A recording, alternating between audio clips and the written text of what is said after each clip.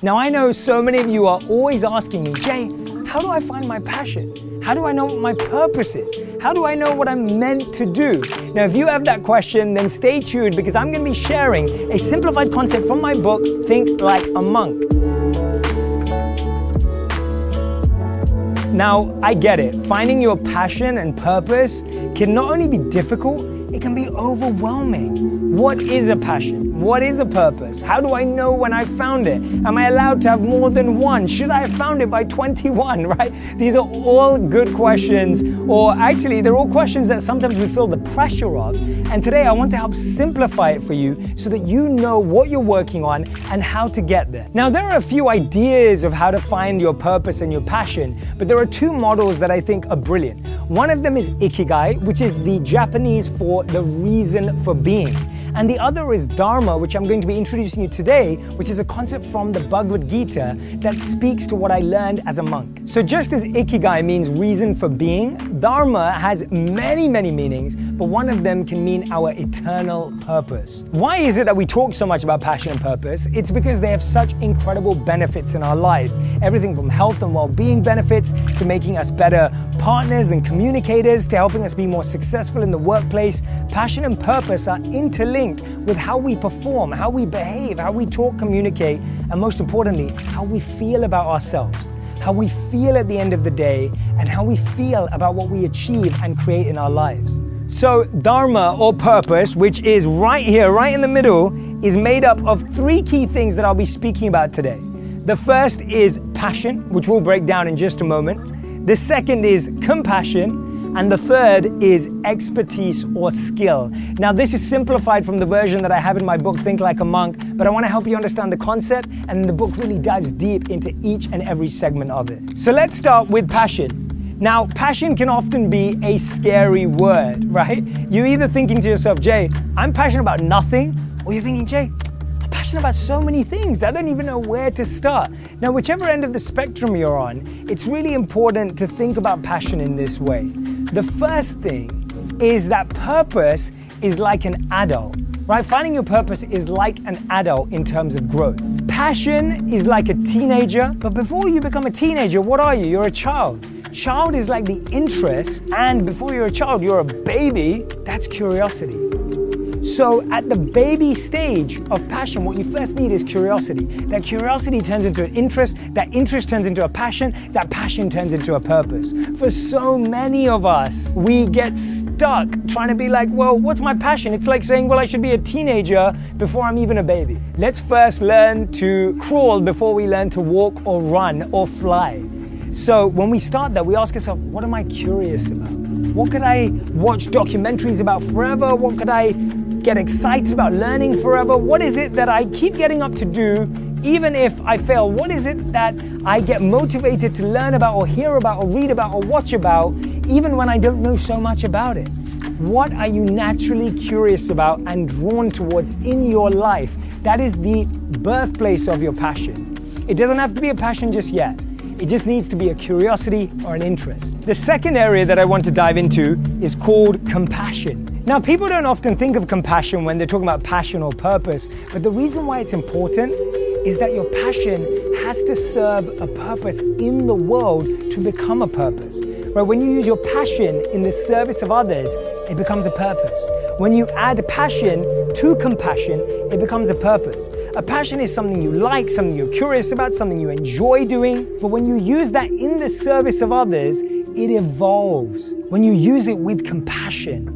And often it's our pain or our compassion in the world that even helps us find our passion. So you may say to me, Jay, I'm actually not sure what my passion is, but you may say, Jay, I know what my compassion is. I know what my pain is. I know what I'm worried about in the world. I know the problem I want to solve in the world. And actually, most of the greatest inventions in the world haven't necessarily come from passions, but they've come from compassion. They've come from wanting to make a change in the world. They've come from wanting to ease people's pain, heal people's problems.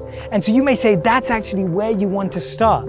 And there's a beautiful statement by Peter Diamandis where he said that we should redefine the word billionaire to be someone who helps the lives of 1 billion people.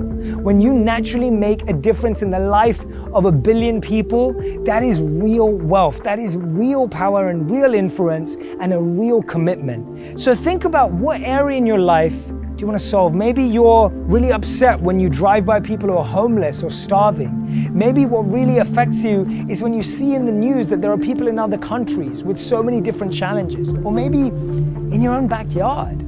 Sometimes problems are close, sometimes they're far, but either way, our compassion is a really important part of finding our purpose and our dharma. It's really interlinked with where we want to serve society and where we want to help other people. And the third and final area that I want to talk to you about today is expertise. Now, this is something that's totally missed. If you have a passion, it's not good enough to just be passionate about it. You have to invest in becoming skilled at it. Now, this is something that each and every one of us do. By the way, before I ever started using social media, I was just passionate about learning about it. I knew nothing about it, and I had to focus on growing, getting coached, consistency and community to become better at it. That was the same when I became a monk. I was not born a monk, right? I didn't come out born a monk. I had to build up an expertise of the monk habits and the practices that we did, including meditation. So don't underestimate how much needs to be invested in building an expertise. If you've found your passion and you know how it serves the world, but you're not seeing it take off, you're not seeing people take notice, you're not seeing people being attracted or impacted by it, then it's a sign that you need to work on your skills and your expertise. Now, this comes in the form of coaching, it comes in the form of programs, it comes in the form of investing in your growth, online or offline. So know that. And you may be anywhere in this puzzle. Let's look at a few of the pieces. You may say, Jay, I know none of them right now. So where do I start? And I would say you can start at your passion and figuring that out, or you can start at your compassion. Where are you trying to solve a problem? And that can often be the great start. Or you may say to me, Jay, I know my expertise, but I don't know my passion or compassion. So think about how your expertise can help people, and think about how you can fall more in love with your expertise to actually turn it into a passion.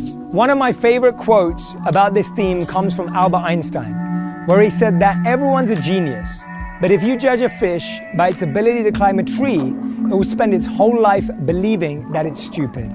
And that's why so many of us feel disconnected, because we don't know our own passion, we don't know our own expertise, we don't know our own compassion, and therefore we compare ourselves to everyone around us. We're envious or jealous of other people's journeys. But when we find our own, when we connect with our own, we can value everyone else for theirs. We can learn to appreciate people for the skills they have and the ones that complement what we have. And you start to see it as an interconnected effort to help the world, to heal the world, to make a difference in the world. So think about it for yourself. Don't judge yourself because you're a fish trying to climb a tree. Ask yourself, how can I find the space where I can make an impact, where I can make a difference? One of my other favorite conversations in this regard is a conversation between Steve Jobs and Steve Wozniak. Now, everyone knows who Steve Jobs is, and Steve Wozniak is the tech brains behind Apple. And supposedly there's a conversation that they once had where Steve Wozniak looked at Steve Jobs and he said, what do you even do?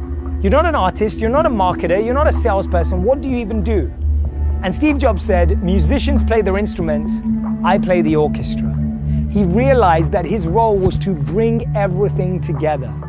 Knowing our role, knowing our impact is such an important part. And inside Think Like a Monk, I give you a 30+ questionnaire which actually helps you understand more about your dharma and your profile. I really hope that you'll check it out. Thank you so much for watching today. Share this video if it helped you, and leave some thoughts in the comments so that I can respond and interact with you and help you get closer to your passion and your purpose, because I know it will make you a better partner, a better parent, and a better person who loves themselves. All the best.